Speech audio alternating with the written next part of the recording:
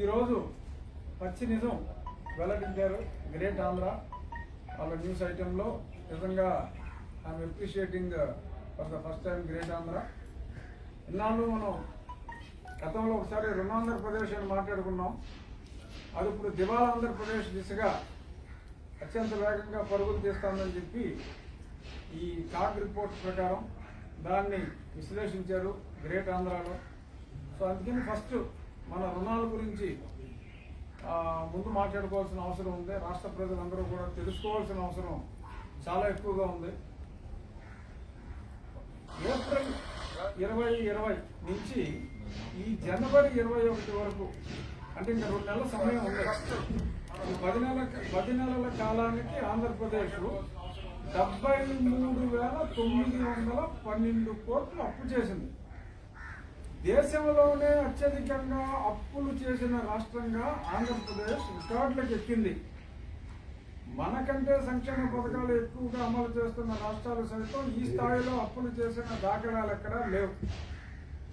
ఇది కాకుండా ఆర్బీఐ నుంచి చేయబదులుగా హ్యాండ్ లోన్ ఇంకొక 5,000 కోట్లు అప్పు చేయడం కూడా ఇది 73,000 కాక మరి ప్రతి చోట మరి ఆదాయం సరే గత ప్రభుత్వాలు చేసిన మంచి పనుల వలన కొంత ఆదాయం మనకి ఫండమెంటల్స్ ఇక్కడ స్ట్రాంగ్గా ఉన్నాయి కాబట్టి వస్తుంది.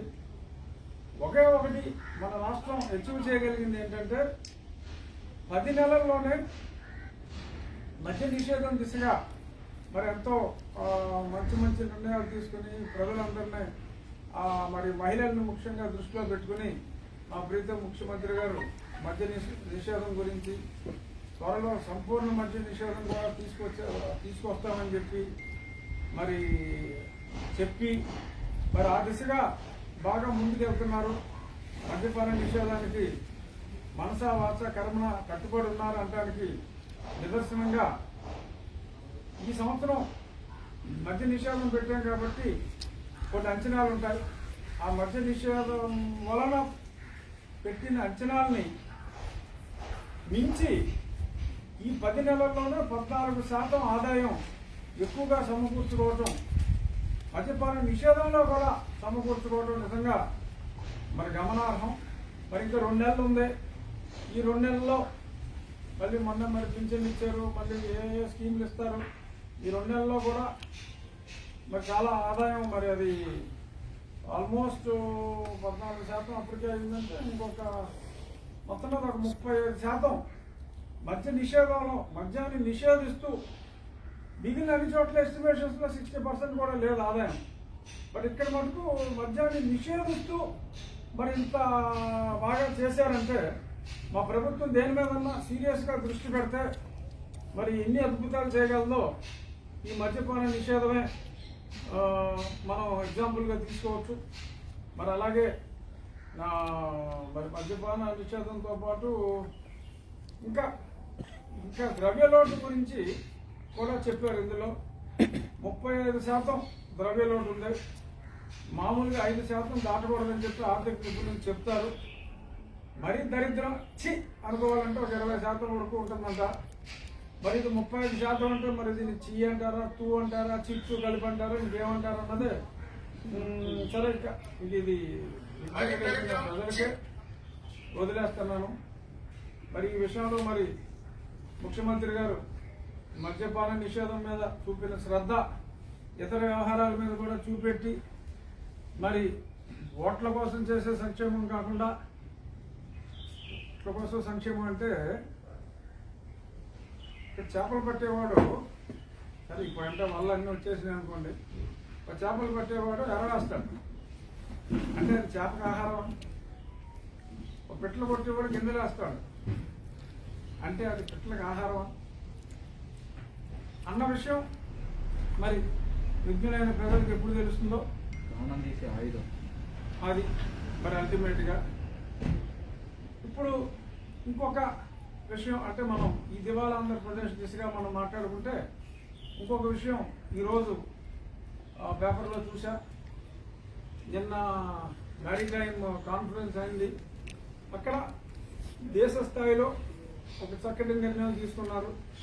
ఎందుకంటే మనం కొన్ని సెక్టర్స్లోనే ఉండాలి, కొన్ని సెక్టర్స్లో ఉండకూడదు అనే నిబంధనలకు కట్టుబడి మరి దేశంలో వాణిజ్యంగా అభివృద్ధి చెందాలంటే ఇంకా ఎక్కువ పోర్టులు రావాలి, నౌకాశ్రయాలు అన్న ఉద్దేశంలో మరి కొన్ని లొకేషన్లు ఐడెంటిఫై చేసి వాళ్ళే కట్టేలాగా, అంటే ఇప్పుడు హైదరాబాద్లో జిఎంఆర్ ఎయిర్పోర్టు, రేపు భోగాపురంలో కట్టే ఎయిర్పోర్ట్ లాగా ఏంటంటే గతంలో కట్టిన కృష్ణపట్నంలా కానీ, లేదు అదే మన రాష్ట్రంలో కట్టిన గంగవరం పోర్టు కానీ ప్రభుత్వం స్థలం ఇచ్చింది, ప్రొక్యూర్మెంట్కి సహాయం చేసింది, అంతే తప్ప పోర్టు ఎవరో ప్రైవేట్ వాళ్ళు కట్టుకున్నారు. సో అందులో మనకి ఇంత షేర్ ఇవ్వమని చెప్పి మాట్లాడుకోవచ్చు. అంటే మనకని కాదు, రాష్ట్ర ప్రభుత్వం. సో బట్ ఇక్కడ జరిగింది ఏంటి, ఒక పక్క దివాలా, అప్పులు, 3 పోర్ట్లు కడతారంటండి. ఎక్కడి నుంచి తెచ్చి కడతారు, మళ్ళీ అప్పులు చేయాలి. అసలు అచ్చంగా అప్పులు చేయడానికి ఒక సెటప్ పెట్టేసి ఎలాగ అప్పులు చేయాలి, ఏమేమి తాకట్లు పెట్టాలి, ఏమేమి తాకట్లు పెట్టి అప్పులు చేసి ఆ అప్పుల్లోంచి మళ్ళీ ఈ సంక్షేమ పథకాలకి మళ్ళిస్తే మరి అందులో మరి ఎంతో కొంత మళ్ళీ ఎంత వస్తుందనో మరి ఏంటో అది మరి విద్యులైన ప్రజలు ఆలోచించాలి. మరి నా పరిధులు నాకు ఉంటాయి ఒక క్రమశిక్షణ కలిగిన కార్యకర్తగా. సో అంచేత కొన్ని విషయాలు ఈ ఆలోచనలకి వదిలేయాలి తప్ప నేను ఎక్కువ ఆలోచించుకోవద్దు, నాకు కొన్ని రెస్ట్రిక్షన్స్ ఉంటాయి కాబట్టి. సో ఇప్పుడు ఈ పోర్ట్లు కడతారంటండి. పోర్ట్లు కడితే కట్టిన తర్వాత ఆపరేషన్కి ఇస్తారంట. అంటే గతంలో మనం చేసిన సిస్టమ్ అది. ఎక్కడో ఒకసారి కాకినాడలో పోర్టు కట్టారు, సరే 1-2 బెర్తులు కట్టారు, తర్వాత డెవలప్మెంట్కి ఇచ్చారు. సరే అది పక్కన పెడితే ఆ తర్వాత వచ్చిన పోర్టులన్నీ ఎవరికి వాళ్ళే కట్టారు. ఇప్పుడు కొత్తగా ముఖ్యమంత్రి గారు రామాయపట్నం దగ్గర ఒక పోర్టు కడతారంట.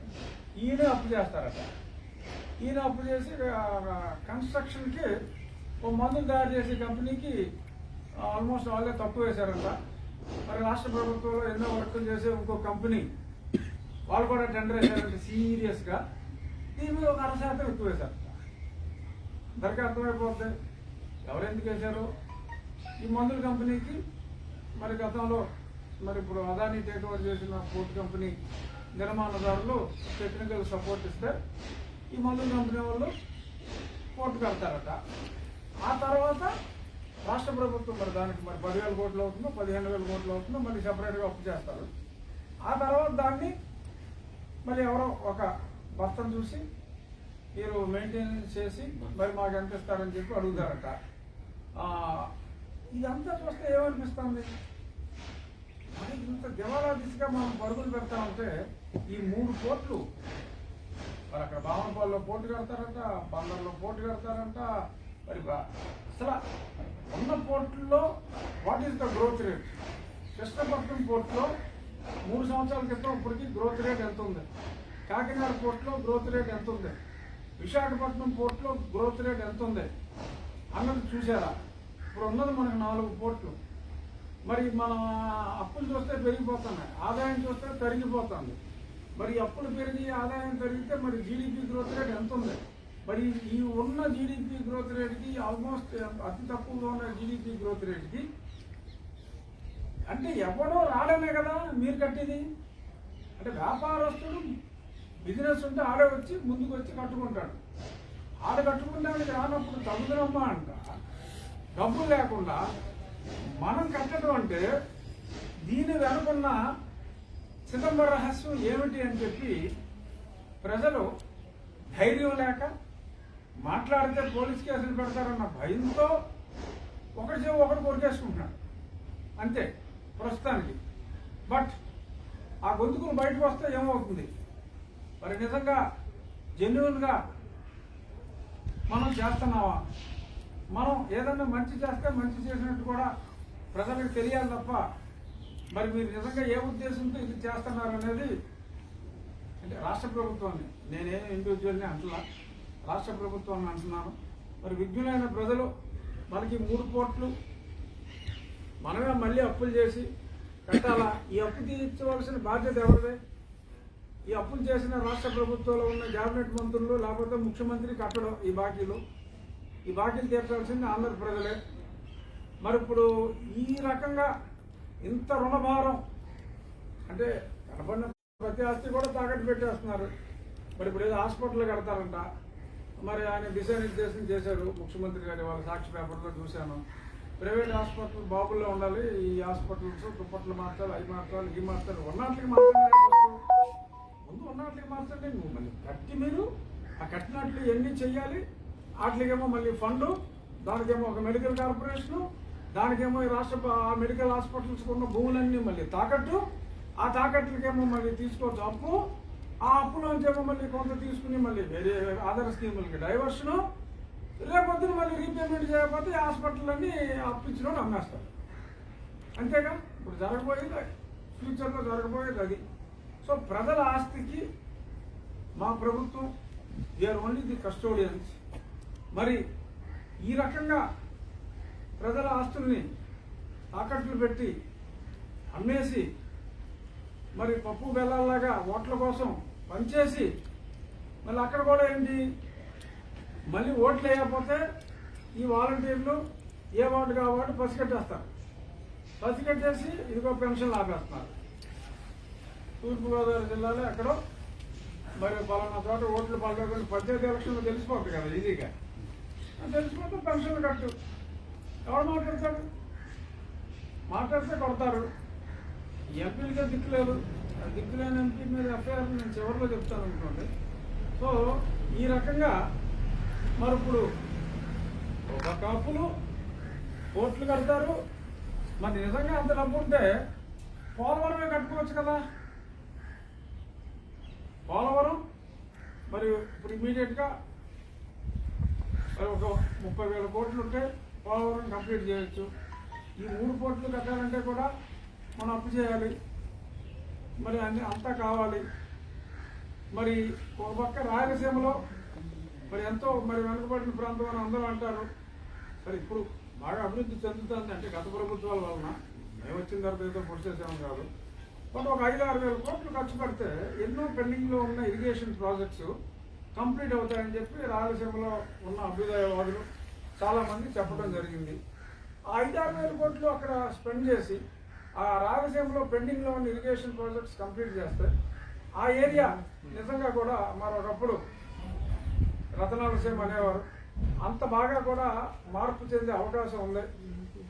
ఏదో రాని హైకోర్టు తీసుకొస్తాము, దానివల్ల బ్రహ్మాండం భద్రపడతామని చెప్పి చెప్పడం బదులు 5-6 వేల కోట్లు అక్కడ ఖర్చు పెట్టి చేస్తే బాగుంటుంది. అలాగే మరి ఈరోజు మరి ఆంధ్ర రాష్ట్ర ప్రజలకి మరి రేపు మార్నింగ్ మరి ఒక శుభవార్త రావడం కోసం మరి పెద్దలు ముఖ్యమంత్రి గారు అమిత్ షా గారి అపాయింట్మెంట్ మళ్ళీ కోరారట. రేపొద్దున్న సాక్షి పేపర్లో మళ్ళీ తిరిగి స్పెషల్ కేటగిరీ స్టేటస్ కోసం దాని ఇంపార్టెన్స్ గురించి చాలా చర్చించారు ముఖ్యమంత్రి గారు. అని కాకుండా మరి జెన్యూన్గా మరి విశాఖపట్నంలో మరి చాలామంది రాష్ట్ర ప్రజలు కూడా సైకలాజికల్గా అనుబంధం ఉంది ఆ స్టీల్ ప్లాంట్తో.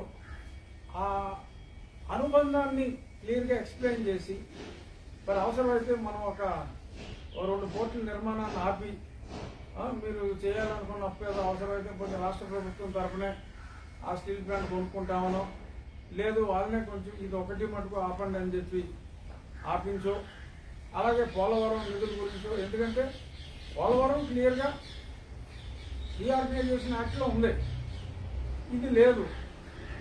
సో లేని దానికోసం అదే పనిగా పదే ఏదో విమానం దొరికింది కదా, ప్రజలు సొమ్మే కదా అని చెప్పి ఇక్కడికి వచ్చి తిరిగేసి అడిగిపోయిన గ్రామ ఫోన్ రికార్డు లాగా అదే అడిగి బదులు కొంచెం ప్రజలకు ఉపయోగపడేది ఈ పోలవరం నిధుల గురించి మాట్లాడండి, ప్రజల సెంటిమెంట్ తోటి ఉన్న ఈ స్టీల్ ప్లాంట్ గురించి మాట్లాడండి. యథాప్రకారం ఇప్పుడు మాట్లాడి చెప్తున్నారు, ఈసారి మాట్లాడకుండా స్పెషల్ కేటగిరీ స్టేటస్ గురించి కూడా మాట్లాడానని చెప్పుకోండి, వచ్చిన నష్టం ఏం లేదు. కానీ ఈ 2 మటుకు కంపల్సరీగా మాట్లాడండి. పోలవరం రాష్ట్రానికే జీవనాడి.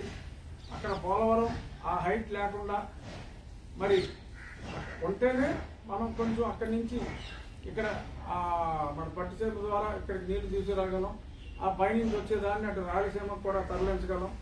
ఓవరాల్గా ఇదేదో గోదావరి జిల్లాలో ఉన్నప్పటికీ గోదావరి జిల్లాలో స్టెబిలైజేషన్ కన్నా రాష్ట్రంలో ఉన్న నీటి వ్యవస్థ మొత్తం స్టెబిలైజేషన్కి ఇది ఒక మంచి ప్రాజెక్టు పోలవరం. కాబట్టి దానికి మీరు ప్రయారిటీ ఇచ్చి ఎవడో పోతా పట్టుకెళ్ళేది ఏం లేదు సార్. ఒక లెవెల్ దాటిన తర్వాత ఎంత ఉన్నా ఒకటే. పోతా పట్టుకెళ్ళేది లేదు. కొంచెం ప్రజలకు ప్రయారిటీ ఇచ్చి ధనానికి ప్రయారిటీ తగ్గిస్తే చాలా బాగుంటుంది అనేది ప్రజల అభిప్రాయం. ఇక ఈరోజు నేను నా సమస్యలు ఉన్నాయి. ఇవన్నీ ఏంటంటే, హలో పాత్రికేయ మిత్రులారా, ఒకసారి చూడండి బాబు, ఇవన్నీ నా ఎఫ్ఐఆర్లు. నా మీద మా ప్రభుత్వం పెట్టి ఒక వ్యక్తి మీద ఒకే రోజు ఒకే సమయంలో ఒకే వ్యక్తి మీద ఎవరైనా నేనే. ఎందుకు సార్ అంతగా నేనేం తప్పు చేశానంటే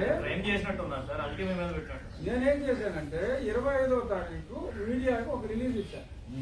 నేను 26వ తారీఖు గత కొద్ది నెలలుగా, అంటే గత 11 నెలలుగా నేను నియోజకవర్గానికి కొన్ని ప్రత్యేక పరిస్థితుల్లో నా ఆరోగ్య రీత్యా, మరి సమాజంలో ఉన్న అనారోగ్య రీత్యా నేను రాలేకపోయాను. నేను రేపు వస్తున్నానని చెప్తే 25 సాయంత్రం 6 గంటల సమయంలో ఇవన్నీ కంప్లైంట్లు ఇవ్వటం, అరగంటలో ఆ ఎఫ్ఐఆర్గా మారటం, ఇంకొక గంటలో ఆ సంబంధించిన కోర్టులకి ఆ ఎఫ్ఐఆర్ ఇన్ఫర్మేషన్ ఇచ్చేయటం. కనీసం నాకు ఎవరు ఫోన్ కూడా చేసి ప్రిలిమినరీ ఎంక్వైరీ అసాధారణ స్పీడ్. ఎందుకంటే మరి ఇప్పుడు మీరు కొన్ని కేసులు చూస్తున్నారు. మా ప్రీతమ మరి నాయకుడు దివంగత నేత రాజశేఖర రెడ్డి గారి సోదరుని చంపేస్తే ఇప్పుడు దాకా ప్రతిగతి లేదు. సిబిఐ టేకప్ చేసిన ప్రతిగతి లేదు. సరే, మరి నా మీద ఇన్ని ఎఫ్ఐఆర్లు వేశారు. ఇవన్నీ కూడా ఒకే సమయం. అదే ఆశ్చర్యం. 25 మధ్యాహ్నం నేను రిలీజ్ చేశా మీడియాకి, మీ అందరికీ తెలిసిందే. మరి 25 సాయంత్రం 6 గంటలకు అందరూ టక్క ఎక్కడే పోలీస్ స్టేషన్ ఉంటే అక్కడ పోలీస్ స్టేషన్కి వెళ్ళిపోయారు. వెళ్ళిపోతే వాళ్ళు ఒకటిన అరగంటలో ఎఫ్ఐఆర్ చేశారు. అన్ని మోరల్లెస్ అన్ని 153 ఏళ్ళు. దీని మీద ఏంట్రా అంటే, నేను కాజ్ ఆఫ్ యాక్షన్ ఏంటంటే, నేను మొన్న 14వ తారీఖు ఆనరబుల్ ప్రైమ్ మినిస్టర్ గారిని కలిసి, దానికి ముందు ఒక వారం ముందు హోమ్ మినిస్టర్ గారిని కలిసి రాష్ట్రంలో జరుగుతున్న, అంటే అంతకుముందు కూడా కొన్ని చెప్పాను, బట్ రాష్ట్రంలో కన్వర్ట్ అయిన క్రిస్టియానిటీకి కన్వర్ట్ అయిన వారు, నో డౌట్ రాజ్యాంగం ప్రొవిజన్ ఇచ్చింది, ఎవరైనా మతం మారచ్చు, ఆ స్వేచ్ఛ ఉంది. బట్ ఒకసారి మతం మారిన తర్వాత సపోజ్ ఒక ఎస్సీ సామాజిక వర్గానికి చెందిన వారు మతం మారితే వారికున్న రిజర్వేషను బీసీసీగా మారుతుందని చెప్పి మన రాజ్యాంగంలో పొందుపరిచి ఉంది. మరి అలా పొందుపరిచి ఉంది. మరి సెన్సస్ రికార్డు ప్రకారం 1.8% క్రిస్టియన్స్ ఉన్నారు. ఇన్ రియాలిటీ 23 నుంచి 25% ఉన్నారు. The same can be verified. ఎందుకంటే ఫర్ ఎగ్జాంపుల్ కొన్ని మేజర్ పంచాయతీలో 8 నుంచి 9 చర్చిలున్న పెద్ద గ్రామాల్లో ఒక క్రిస్టియన్ కూడా ఆన్ రికార్డ్ లేడు. బట్ మరి అప్పుడు పూర్వం చంద్రన్న కానుకిచ్చినప్పుడు కూడా, క్రిస్మస్ కానుకిచ్చినప్పుడు కూడా సెల్ఫ్ డిక్లరేషన్ ఇచ్చారు. Nothing more than self declaration. So whoever has given self declaration during the earlier regime to get the ration under Chandranna Kanuka, they were all Christians. వాళ్ళలో ఎవరికైనా Hindu certificate ఉంటే వారి వలన జెన్యున్గా హిందూ మతంలో ఉన్న వాళ్ళ కోసం ఉద్దేశించిన ఈ రిజర్వేషన్ వాళ్ళకి ఇబ్బంది అవుతుంది. వారికి రావాల్సిన ఉద్యోగాలు రావట్లేదు. కాబట్టి రాజ్యాంగం మార్చుకోవచ్చు. రేపు పొద్దున్న పార్లమెంట్లో మెజారిటీ ఉంటే 3/4 ఉంటే, బట్ మార్చి వరకు దాన్ని ఫాలో అవ్వాలని నేను ప్రధానమంత్రి గారికి తెలియజేయడం జరిగింది. మీడియా ముఖంగా కూడా చెప్పా. సో దీన్ని ఏం చేశారు, నేను మతాల మధ్యన చిచ్చు పెడుతున్నానట. ఇది state government sponsored instruction is from Tadepalli. అతి స్పష్టంగా పోలీస్ శాఖకి ఇన్ఫర్మేషన్ వచ్చి అక్కడి నుంచి ఒక మంత్రి ద్వారా కిందకు వచ్చి ఒకే సమయంలో ఒకే సమయాలు నేను చెప్పు కూడా 2 వారాలు అయితే 25వ తారీఖే మొత్తం ప్రజలందరికీ జ్ఞానోదయం అయ్యి మరి అయ్యి బాబాయ్ మన మతాల మధ్యన చిచ్చు పెడుతున్నాడని వాళ్ళందరికీ జ్ఞానోదయం అయ్యి వాళ్ళ పోలీస్ స్టేషన్కి వెళ్తే పోలీస్ స్టేషన్లో ఎస్ఐలు అందరూ కూడా అందరికీ కూడా ఓహో ఇది 153 ఏ కింద పెట్టాలి, ఇది 157 154 కింద బుక్ చేయాలి, ఇంకా రకరకాలుగా పెట్టాలి అని చెప్పి మరి వాళ్ళు వారి విజ్ఞత మేరకు పైనుంచి వచ్చిన స్క్రిప్ట్ మేరకు పోలీసు అధికారులు మరి డైరెక్టర్ జనరల్ ఆఫ్ పోలీస్ దగ్గర నుంచే వచ్చిందని కూడా మరి సమాచారం. నేను ఇవన్నీ చూసి ఈరోజు స్పీకర్ గారిని కలిసి నేను ఆయనకి ప్రివిలేజ్ మోషన్ ఏదైతే మూవ్ చేశానో పార్లమెంట్లో ఒక మెంబర్ ఆఫ్ పార్లమెంట్గా రాజ్యాంగంలో ఉన్న అంశం గురించి ప్రస్తావించటం నా బాధ్యత. గతంలో కూడా ఆర్టికల్ 350A ప్రకారం భాషను పరిరక్షించాలి, మాతృభాషను పరిరక్షించాలంటే నన్ను డిస్క్వాలిఫై చేయమని చెప్పి మా ప్రబుద్ధులు ఇక్కడ ఒక పిటిషన్ వేశారు. ఏం చేస్తామండి, అసలు రాజ్యాంగం అంటే ఏంటి తెలుసా మీకు? ఇదే రాజ్యాంగాన్ని గౌరవించే వాళ్ళకి మీరు ఇచ్చే రెస్పెక్ట్ ఇదే. సరే మీకు రాజ్యాంగం గురించి తెలిసినా తెలియకపోయినా ఇక్కడ మరి లోక్సభలో ఎంతోమంది విజ్ఞులు ఉంటారు, వారికి తెలుసు కాబట్టి సో నేను చేసింది రాజ్యాంగబద్ధంగా ఉంది కాబట్టి మీరు ఇచ్చిన ఆ పనికి మాలిన పిచ్చి పిటిషను రాజ్యాంగానికి వ్యతిరేకంగా ఉంది కాబట్టి సరే ఇక మిమ్మల్ని తిడితే బాగోదని తిట్టకుండా వదిలేశారు అంతే, అంతకుమించి ఏమీ లేదు. ఇప్పుడు అలాగే నేను ఈ రాజ్యాంగబద్ధంగా మాట్లాడిన దానికి ఈ రకంగా నా మీద ఇన్ని తప్పుడు కేసులు ప్రభుత్వమే వెనుకొండి పెట్టించటం, నేను నియోజకవర్గానికి వస్తానంటే రాకుండా చేయటం. ఇందులో ఒక కంప్లైంట్ ఒక ఎగ్జాంపుల్ చెప్తా. ఒక కంప్లైంట్ నా మీద ఇచ్చింది జాన్ కెనడీ గారు. ఏమంటే వినండి, జాన్ కెనడీ గారు కంప్లైంట్ ఇచ్చారు. జాన్ కెనడీ గారి తండ్రి గారి పేరు ఆశీర్వాద్. ఆయన హిందూ మాలా అని చెప్పి అందులో పెట్టారు. అంటే జాన్ కెనడీ గారు ఫాదర్ ఆశీర్వాదం గారు, బట్ ఈయన మటుకు అందులో ఈ మత కలహాలు వీటితో పాటు ఇంకోటి 67A 2008 అని అది ఐటీ యాక్ట్ కింద వస్తుంది. ఏదంటే ఆఫ్షీన్ అంటే ఒక పోర్నోగ్రఫీ అటువంటివి ఏదన్నా సరే ట్రాన్స్మిట్ చేస్తే వచ్చేది. మరి ఈ మత కలహాల్లోంచి మరి పోర్నోగ్రఫీని మరి జాన్ ఎఫ్ కెనడీ గారు ఎలా తీసుకొచ్చారు అన్నది మరి నాకు చాలా ఆశ్చర్యం. మరి ఆయన చెప్పాడా లేకపోతే మరి పోలీసులు ఏంటంటే ఆ రోజు నేను వెళ్తే మరి అక్కడ ముఖ్యమంత్రి గారి ఆయన శాంతించాలనో మరి ఆయన బాబాయ్ వేదరమెట్ల బాబాయ్ శాంతించాలనో మరి నాకు తెలియదు. ఏదో రకంగా ఓ 10 నిమిషాలన్నా లేకపోతే ఒక గంట అరగంట మరి కొంతమంది సబ్ ఇన్స్పెక్టర్లు అయితే మరి మ్యాజిస్ట్రేట్ దగ్గరికి కూడా వెళ్ళి ఏదో రకంగా మీరు కోఆపరేట్ చేయాలి, మాకు కొంచెం రిమైండ్ ఇవ్వాలని కూడా అడిగారు. అది కూడా నాకు తెలిసింది. మొత్తం అంతా కూడా స్పీకర్ గారి దృష్టికి తీసుకెళ్ళాను.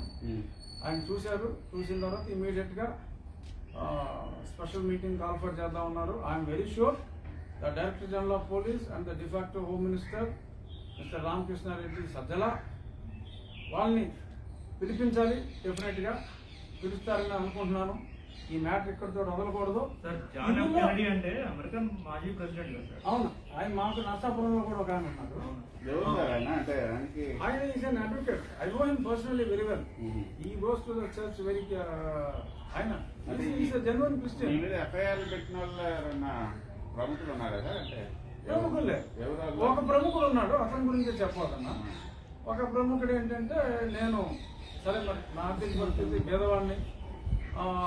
2019లో ఒక ఆయన నా అనుచరుడు ఒకరిని ఈ రాజుగారు చాలా డబ్బులు లేని పరిస్థితుల్లో ఉన్నారు ఎలక్షన్లో పోటీ చేయడానికి అని ఒక ఆయన్ని డబ్బులు అడ్డిస్తే తప్పుగా 5 లక్షల రూపాయలు ఈడిద ప్రవీణ్ అని ఒక అతను రెగ్యులర్ డైలీ పనులు చేసుకుని బతుకుతాడు ఆయన.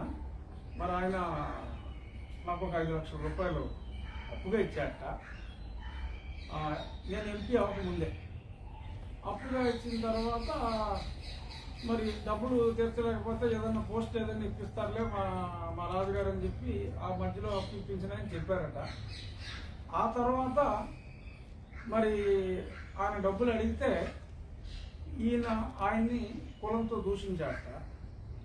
సరే, దూషించింది కూడా ఆయనే. మరి నా పాత్ర ఏంటంటే ఈయన ఆయన్ని కులంతో దూషించక ముందు నాతో ఫోన్లో మాట్లాడాడు.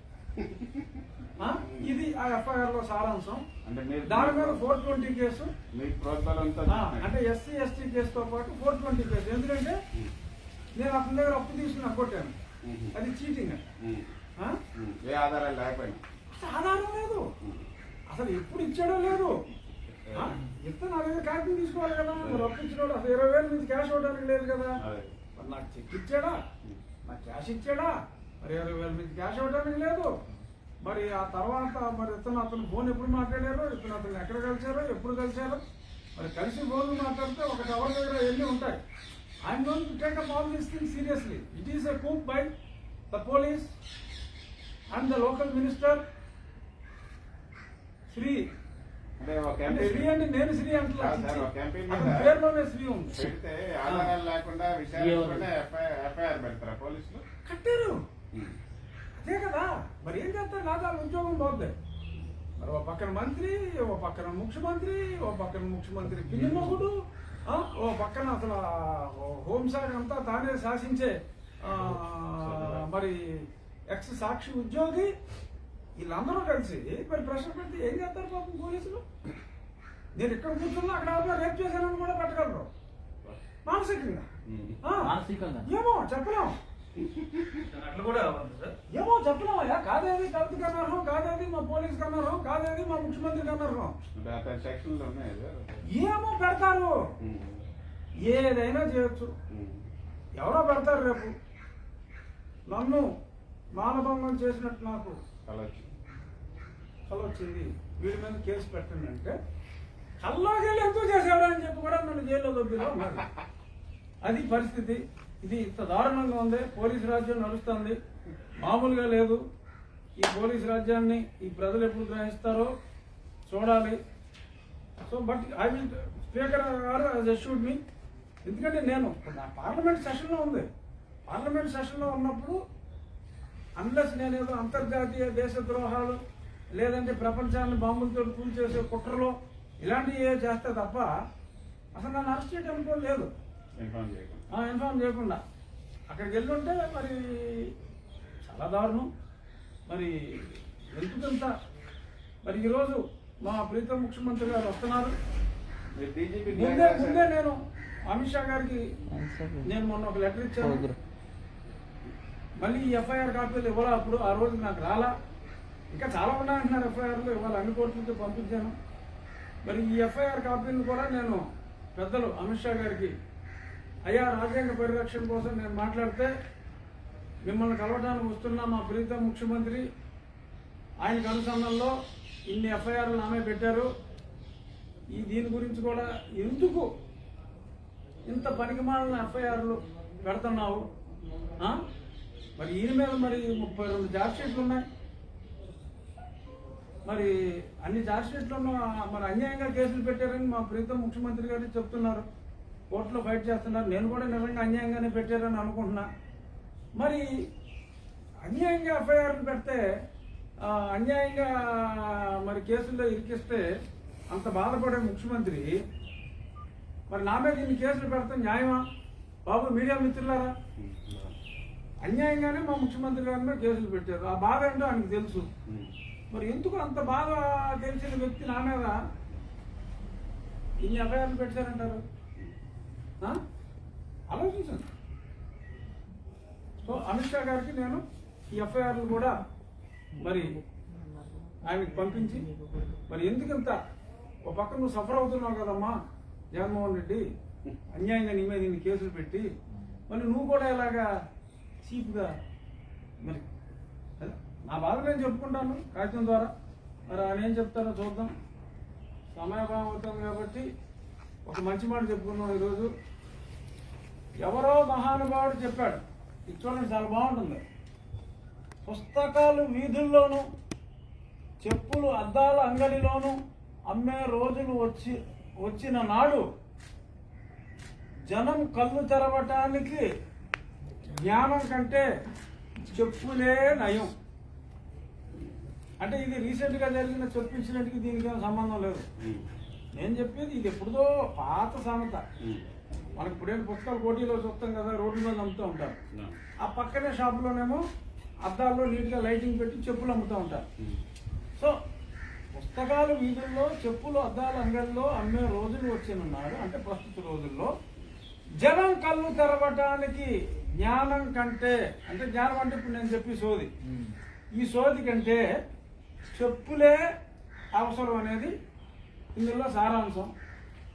మరి అందరికీ చెప్పులు ఉన్నాయి. ఎవరు కొటేషన్ సార్ అది? మీదేనా? నాదైతే కాదు నాదైతే కాదు.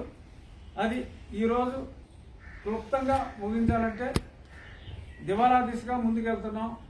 సో కాబట్టి పోర్ట్లు గిట్లన్నీ మళ్ళీ మన అవసరాల కోసం, అసలుగా ఒక అవసరం ఉన్నా, వాణిజ్యానికి అవసరం ఉన్న పోర్ట్లు కట్టాలి. కానీ మన అవసరాల కోసం పోర్ట్లు కట్టి మళ్ళీ ఆ ఖర్చుని మరి రీపే చేయకపోతే మళ్ళీ రాష్ట్ర ప్రభుత్వం ఇబ్బంది పడుతుంది. కాబట్టి పెట్టిన ఇబ్బంది చాలు రాష్ట్ర ప్రభుత్వాన్ని ఇంకా ఫర్దర్గా దివాలా దిశగా ముందుకు తీసుకెళ్లకుండా కావాల్సిన ప్రాజెక్టులు కట్టుకుంటూ, జీవనాడి లాంటి ప్రాజెక్టులు కట్టుకుంటూ, వాటి గురించి పెద్ద ఆయన దగ్గర మీకు అపాయింట్మెంట్ ఇచ్చే పెద్ద ఆయన దగ్గర మాట్లాడి ఇలాంటి చెత్త కేసులు ఇప్పుడు నా మీద పెట్టినవి కానీ పాపం అందరి మీద, ఇంకా పోటీ చేస్తున్న ప్రతి ఓడి మీద కేసులు, అటు విత్డ్రా చేసి మన పార్టీలో జాయిన్ అవ్వకపోతే కేసులు. సో మరి ఇటువంటివన్నీ కాస్త తగ్గించుకుంటే విజ్ఞులైన ప్రజలు మరి ఇంకేం చెప్తాం అర్థం చేసుకోవాలి. ఇంకేమైనా ప్రశ్నలు ఉంటే అడగండి. అవుతుంది అంటే మీ సీఎం గారు ఇన్ని అప్పులు చేస్తున్నారు కదా, సీఎం గారు కాదు రాష్ట్ర ప్రభుత్వం, అదే రాష్ట్ర ప్రభుత్వం తరఫున ఆయనకే అప్పులు, ఆయన పర్సనల్ గా ఆయనకే అప్పులు రాష్ట్ర ప్రభుత్వం తరఫున చేస్తుంది. ఆయన ఆర్థిక ఆరోగ్య స్థితి చాలా బాగుంది అంటున్నారు సార్, పెరిగింది. మొత్తం 1 రూపాయి తీసుకున్నారు కానీ అదర్ సో ఇంత మేరకు అప్పులు చేయటం వల్ల వెనక ఉద్దేశం ఏమంటారంటే ఇంకెవరు కూడా ఈ అప్పులు చూసి అధికారంలో రావడానికి సాహసించకూడదు అన్న ఉద్దేశంతో ఏమన్నా చేస్తున్నారా? ఆయన ఉద్దేశం అంటే మరి నాకైతే అర్థం కాలేదు. కానీ బట్ ఈ ఒక రేంజ్ దాటిపోయి ఈ స్టేజ్లో మరి ఐ థింక్ ఎక్కడ ఎలాంటి సిచ్యువేషన్ ఇనిషియేట్ చేయలే. మరి అసలు రేపు పొద్దున్న స్పెషల్ కేటగిరీ స్టేటస్ సంగతి దేవుడు ఎరుగు, అసలు స్టేట్ స్టేటస్ రద్దు చేస్తారేమో అని భయంగా కూడా ఉందన్న. ఈ అప్పులు చూస్తే, తీర్చలేని ఈ అప్పులు చూస్తే మరి స్పెషల్ కేటగిరీ స్టేటస్ సంగతి దేవుడు ఎరుగు. మన రాష్ట్రానికి ఉన్న రాష్ట్ర స్టేటస్ పోతేమో అన్న అనుమానంగా కూడా ఉంది. సార్ మళ్ళీ ఒకసారి చెప్పండి. చాలా లోతైన మాట చెప్పారు. అవును. ఇప్పుడు ఏదైనా కంపెనీ దివాలా కొట్టిందనుకో, మాది కూడా మరి తమిళనాడులో ప్రభుత్వం ఇక్కడ ఈ ప్రభుత్వం అలాగనే వ్యాపారస్తులకి, చిన్న చిన్న వాళ్ళకి ఎలాగైతే షాక్ ఇచ్చిందో, ఒక ఐఏఎస్ అధికారికి నాకు రిఫరెన్స్ వచ్చి నాకు 800 కోట్లు పేమెంట్ అయ్యింది. మరి దానివల్ల నాలో ఒక కంపెనీ ఆల్రెడీ ఎన్సీఎల్టీకి వెళ్ళిపోయింది. మరి నేను రీపే చేయలేకపోయాను. ఆ కంపెనీ రీపే చేయలేకపోయింది నేను కాదు, company is an individual running company. మరి ఎన్సీఎల్టీలో అమ్మేస్తామన్నమాట. సో అలాగా మరి ఎన్సీఎల్టీలో ఎలాగైతే ఒక ఇండస్ట్రీని మరి అమ్మేస్తారో అలాగే మరి ఇప్పుడు రాష్ట్రం కూడా డెవలప్ పడింది అనుకోండి, మరి ఏమవుతుందో చూడాలి. మరైతే స్పెషల్ కేటగిరీ స్టేటస్ ఇస్తే మా రాష్ట్రంలో ఉద్యోగం వస్తుంది అది ఇది అని చెప్పి చెప్తున్నాం కదా, మరి అది ఎక్కడికి వెళ్తుందో మరి తెలియదు. సరే ఒక బొమ్మ చూపెడుతుంది, మర్చిపోయాను బాబు. ఈ బొమ్మతో క్లోజ్ చేద్దాం. ఇది ఎడ్లపల్లి అని గుంటూరులో ఒక చోట, అక్కడే పక్కన కొండల్లో సీతమ్మ వారి పాదాలని, ఇంకా అక్కడ మన హిందూ సాంప్రదాయానికి సంబంధించిన, మన హిందూ దేవుళ్ళకి సంబంధించినవన్నీ ఉన్నాయి. అక్కడ ఇప్పుడు ఇది అంటే అక్కడెక్కడైనా కట్టుకోవచ్చు. మరి దీన్ని మరి క్రేన్లు తీసుకొచ్చి ఇంత భారీగా మరి చూసుకోండి, కనీసం 60-70 అడుగులు అయితే ఉంటుంది. మరి ఈ రేంజ్లో ముందు ఈ స్ట్రక్చర్ వేసి మొత్తం అంతా అక్కడ ఎక్కడైనా కట్టుకోవచ్చు, ఎక్కడ ఎందుకు కడుతున్నారు అనేది సమస్య. మరి దీని మీద మరి రాష్ట్ర బీజేపీ నాయకులు మరి ఏదో స్పందించినట్టుగా స్పందించి మా స్పందన పట్టించుకోవట్లేదని చెప్పి ఒక ట్వీటారు తప్ప యాక్షన్ లేదు. మరి ముస్లింలైన ప్రజలు వారి మతాన్ని వారు ఎంత గౌరవిస్తున్నారో మన మతాన్ని కూడా మనం గౌరవించుకోవాల్సిన అవసరం ఉంది. ఇది కూడా మళ్ళీ ఏ మతాల మధ్యన చిచ్చు కాదు, ఎవరి మతాన్ని వాళ్ళు గౌరవించుకోవాలని నేను చెప్తున్నాను. సో ఇది స్ట్రక్చరే కాబట్టి ఇది ఉన్న దగ్గరే ఇది పెట్టాలి అన్నట్టు కాకుండా ఒక 1 కిలోమీటర్ అవతల పెట్టుకోవచ్చు. సో ఇది మరి క్రీస్తు భక్తులు అయినప్పటికీ కూడా మా ప్రభుత్వ పెద్దలకి నా రిక్వెస్ట్ ఏంటంటే కొంచెం పక్కన పెట్టుకుంటే బాగుంటుంది. కాదు కూడదు మరి దీనికి సంబంధించి మరి నా మీద ఇంకో ఎఫ్ఐఆర్ వేస్తానంటే ఎట్టపల్లి పోలీస్ స్టేషన్లో మీ ఇష్టం. అది థ్యాంక్ యూ.